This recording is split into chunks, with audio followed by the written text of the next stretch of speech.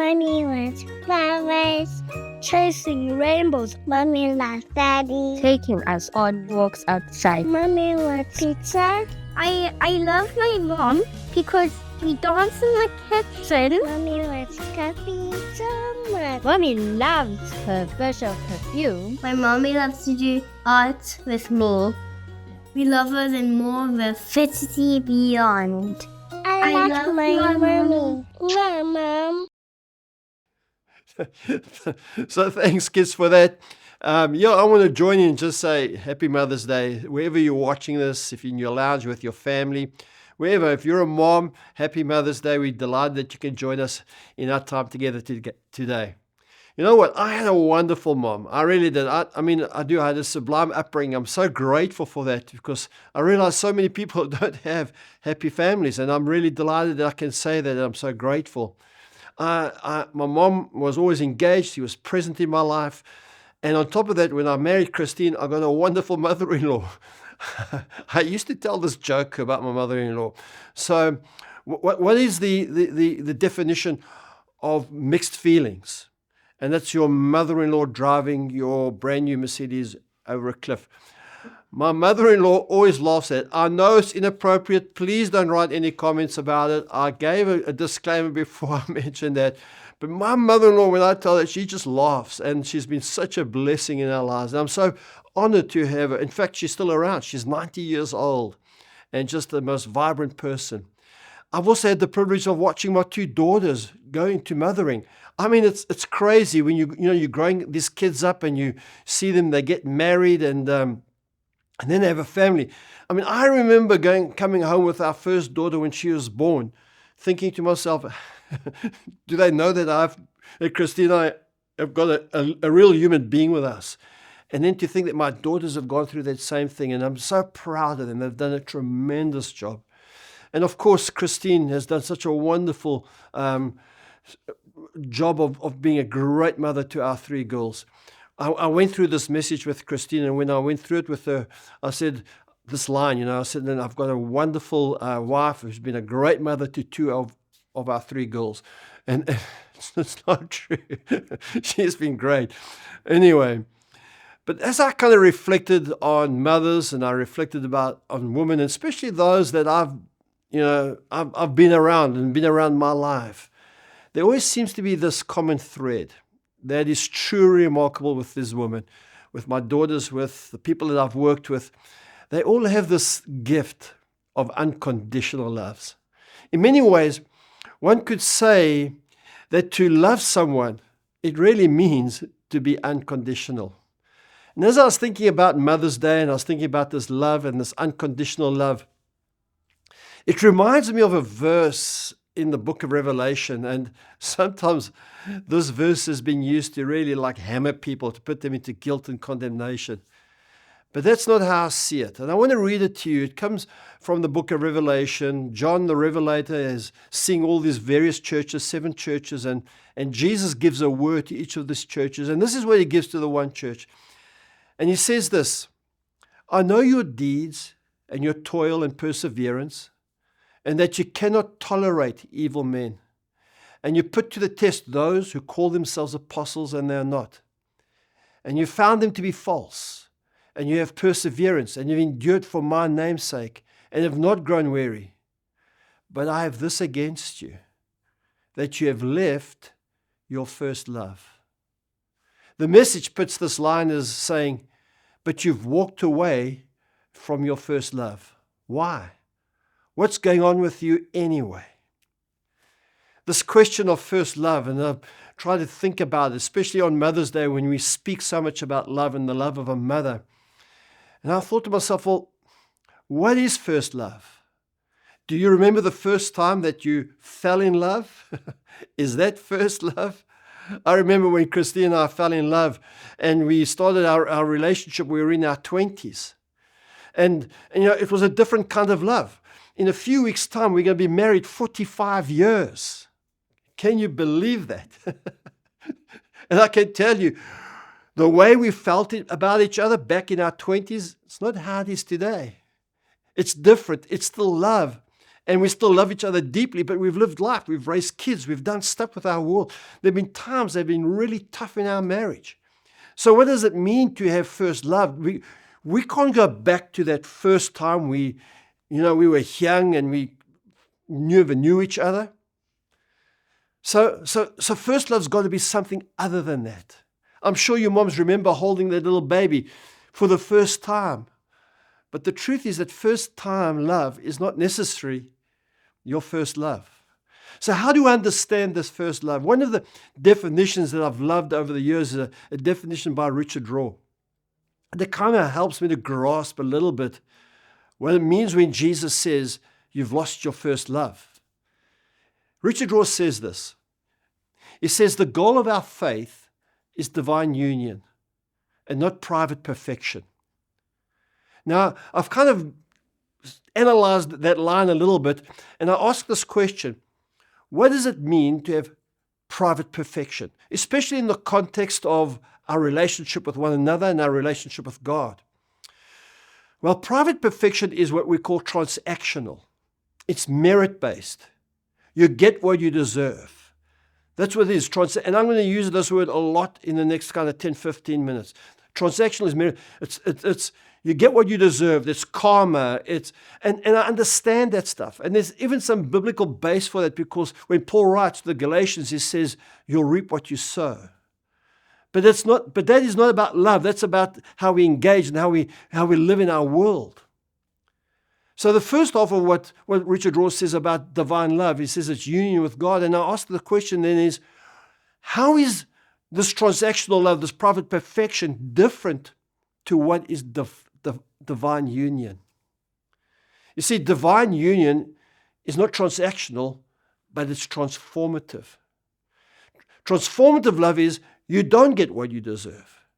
Transformative love changes what you believe, what you think, how you experience another person's love, and particularly God's love, and how we engage with God. And we are either going to have a transactional relationship with God, which is if you do, I do.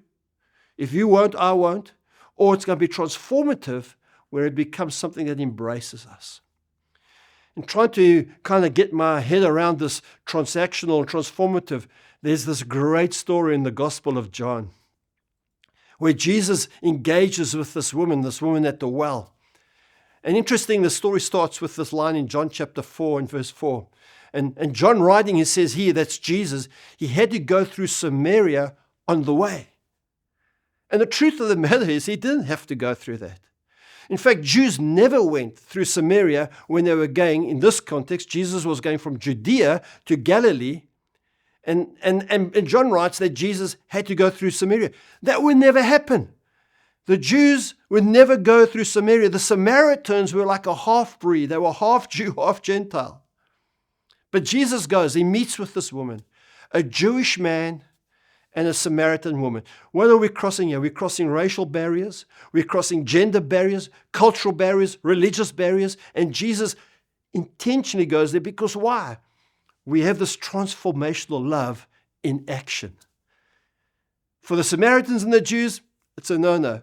For Jesus, he begins to engage with this woman, and he creates this common identity, this common place in which he could begin to share with her the difference between what she would know, this transactional thing about who's a Jew, who's a Greek, and all that stuff, and transformational, what brings about change. So let's listen in to what John writes in John chapter 4. And he writes, he says, the woman was surprised, for Jews refused to have anything to do with the Samaritans.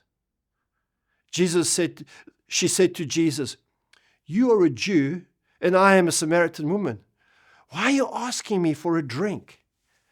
Jesus replied, if you only knew the gift God has for you and who you are speaking to, you would ask me, and I would give you living water. But sir, you don't have a rope or a bucket, she said, and this well is very deep. Where would you get this living water? And besides, do you think you're greater than our ancestor Jacob, who gave us this well? How can you offer better water than he and his sons and his animals enjoyed? When I read through this passage of Scripture in John, it's like Jesus and this woman are talking two different language. She's talking what I call transactional language. You don't have a rope or a bucket. What she's saying is, in a transactional way, you being a Jew and I'm being a Samaritan, you don't get to use my stuff. You know what I mean? You need to bring your own stuff. And then she goes on to say, and besides, do you think you're greater than our ancestor Jacob who gave us this well? And how can you be better? How can you offer better water than he, when he and his sons and their animals enjoyed this well for generations? So she's speaking transactional. She's speaking this kind of exchange kind of commentary. Jesus, however, is speaking transformational. He's using the water to make a bigger point. And he says, if only you knew the gift of God as for you and who you're speaking to, you would ask me and I would give you living water. So there's a curiosity, there's a connection between this woman and Jesus is using this water as an analogy, as a metaphor to draw her in, to help change her language, to help change her view of what it means to be connected to God and connected to others. But he's got her attention, and she wants this bubbling water. So she speaks again, transactionally to him. And this is going to change when this whole thing begins to happen in John chapter 4. She says, please, sir, the woman said, give me this water. Then I'll never be thirsty again. And I won't have to come here and get water. Now this is where this whole story gets seriously interesting. Because Jesus says to her, go and get your husband, Jesus told her. She replies, I don't have a husband. The woman replied. Jesus said, you're right. You don't have a husband, for you have had 5 husbands. And you aren't even married to the man you're living with now. You certainly spoke the truth. Sir, the woman said, you must be a prophet. I mean, can you imagine this whole thing taking place? Jesus has come. He's a Jewish rabbi. He's talking to a Samaritan woman. And now we've found out the Samaritan woman had, like all of us, she has a past, 5 husbands. The guy she's living with right now is not even her husband. And Jesus has been offering her this water. And now that Jesus kind of shifts the conversation from this well to get your husband. I mean, she wants the water, and this is transformational. But to be sure that nothing gets lost in translation, Jesus says, get your husband. Now we know that there's a clash of transactional and transformational stuff taking place here. Is she saying, Jesus, because I have 5 husbands, I'm disqualified? I'm disqualified because I'm not good enough? When Jesus says to her, you had 5 husbands? You see, I think the reason why Jesus addresses the husband thing is not to bring guilt or condemnation or stuff to her life, her probably already complicated life. She's a woman who has had 5 husbands. She's drawing water probably at the time when the other women aren't drawing water because she may carry shame. So Jesus gets, and he wants to deal with this thing, this transactional stuff, the stuff that so many people, we say, well, how can God love me because I've done this? Or how can somebody love me? My mother loved me because I've done this. And Jesus says, you're right.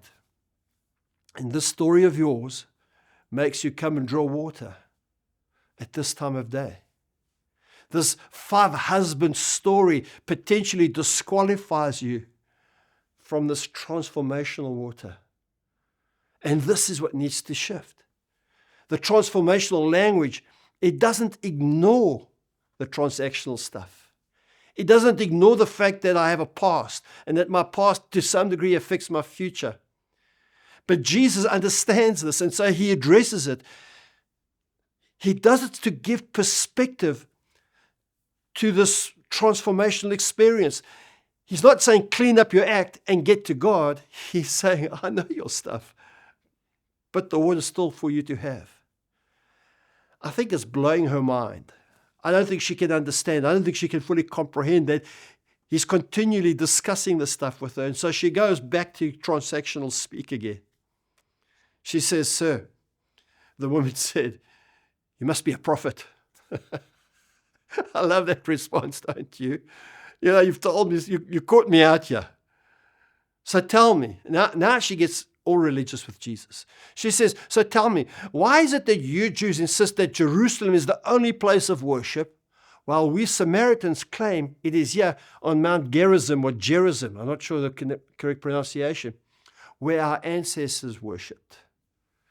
You see, that's what we do. We go into a defensive mode and we get religious and we begin to kind of cover up our history, our past. But I love the way Jesus just engages with her. He goes on to say, he says, "Believe me, dear woman, the time is coming, it will no longer matter whether you worship the Father on this mountain or in Jerusalem. You Samaritans know very little about the one you worship, while we Jews know all about him, for salvation comes through the Jews. But the time is coming. Indeed, it's here now, when true worshippers will worship the Father in spirit and in truth. The Father is looking for those who will worship him in that way. For God is spirit. So those who worship him must worship him in spirit and truth." When I think of this whole conversation, I mean, for us, thousands of years later, can be quite a mind-blowing discussion, because we want to differentiate ourselves. You know, we worship over here, or we do this over there, and these people are more spiritual and those people are less spiritual. And in a way, this is what this woman is saying. You Jews worship here, us Samaritans, we worship there. Jesus is saying, you know what? You guys worship, you don't even know what you worship. You know, the Jews, they've got to be a handle on what they worship. He kind of puts it in perspective. But he gets down to the nitty-gritty, and he basically says, you know what? Whether it's the Jews or the Samaritans, they live this transactional life. Everything is about a transaction with God. And Jesus is saying to her, this husband thing, it'll keep you talking transactional stuff for the rest of your life. And I'm showing you a better way. Jesus is showing her a new language. Jesus is starting a new language for it's transformational. It's first love because it's spirit and true. It's worship, not just the singing type of worship, but the living type. And the lights, I think, come on for this woman. And she says, and her response, I mean, can you imagine from where she has started this conversation to where she is now? And she says, I know the Messiah is coming, the one who's called Christ. When he comes, he will explain everything to us. It's like she knew in her heart and from her story that this language of unconditional love, of transformational love, of first love, it has been promised. She knew that. She knew that one day the Messiah would come. And even as a five-husbanded Samaritan woman, the Messiah will speak transformational stuff to her. And so the shift begins, and she now begins to speak this new language. The Bible tells us that the woman left her water jar beside the well, and there could be some symbolism to that. And she ran back to the village telling everyone, come and see a man who told me everything I ever did. Could he possibly be the Messiah? And the Bible says, so the people came streaming from the village to see him. I'm not sure exactly what happens to this woman, but what we do know is clear, that suddenly everything has changed for her. Everything has shifted in her heart, and there's a new hope that in spite of her story, in spite of whatever story people tell about her or she would tell about herself, a different story is being told. It's the story that Jesus says, you can have a well of water that will bubble forth into eternal love. Jesus' actions are transformative. He goes to Samaria. Now you must remember, Jesus had the ability to draw crowds. But he chooses to invest in this one outsider because he goes there. Jesus' manner is transformative. The way he speaks to her, the metaphor that he uses to connect with her, wells and water. And he's building a transformative bridge with her. Go call your husband. Let's deal with the things that stop you from coming forward. I love the way Jesus deals with this. And so when we read, as I started in that book of Revelation about first love, this is the transactional stuff that Jesus reads out to these people. He says to them, I know your deeds and your toil and your perseverance, tick.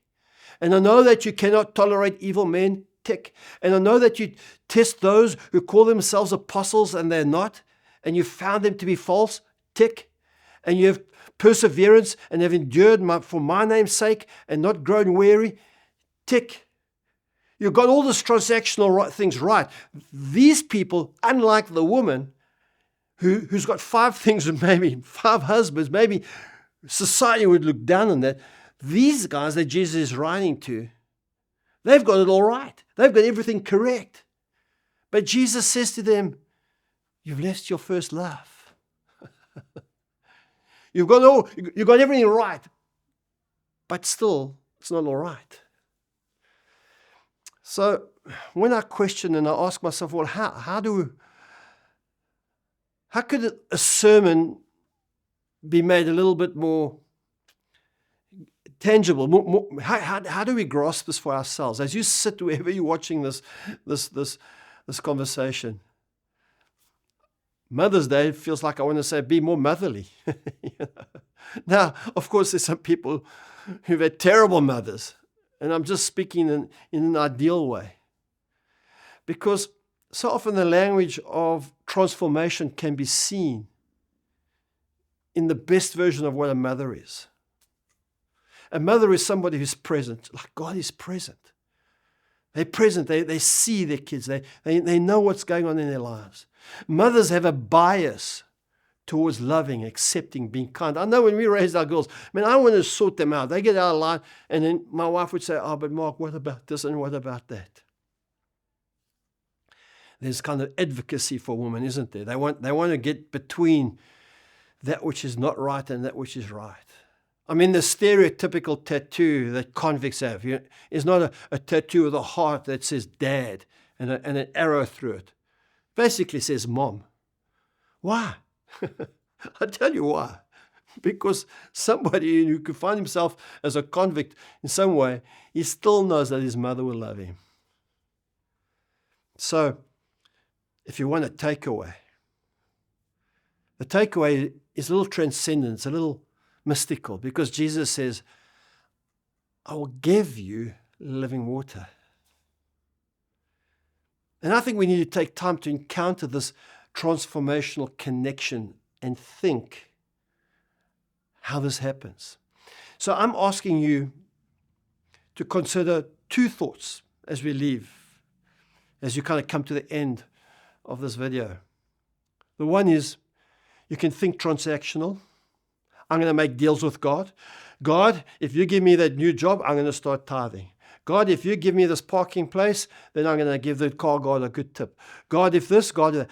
I don't know about you, but I've done a lot of that stuff. I've done a lot of bargains with God, a lot of transactional stuff. Or you can think transformational. What does that mean? Well, doing life with God. Allowing Him to witness every aspect of your being, the good, the bad, and the ugly.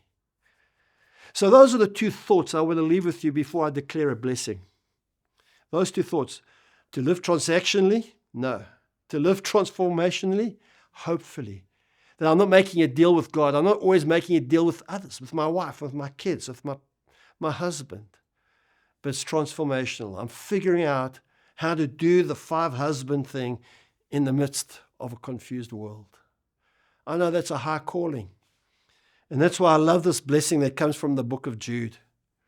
It just really is. And I hope as I share this blessing, that something would resonate deep within your heart as you hear this 1 chapter little New Testament book that is written by Jude, one of the followers of Jesus. He says this, "But you, dear friends, carefully build yourselves up in your most holy faith by praying in the Holy Spirit, staying right at the center of God's love, keeping your arms open and outstretched, ready for the mercy of our Master Jesus Christ.